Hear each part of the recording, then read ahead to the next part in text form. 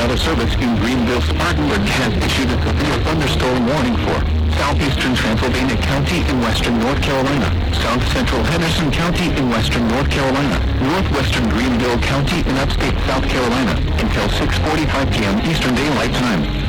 At 6:04 p.m. Eastern Daylight Time, a severe thunderstorm was located 6 miles southeast of Brevard, or over DuPont State Forest, moving southeast at 10 miles per hour. Hazard, 60 miles per hour wind gusts and quarter-size hail. Source, radar indicated. Impact, minor hail damage to vehicles is expected. Expect wind damage to trees and power lines. Locations impacted include Hazel's Head State Park, Jones Gap State Park, DuPont State Forest, Little River in Transylvania County, Promisee, Cedar Mountain, and Brevard. For your protection, you need to carry a room on the lowest floor of a building.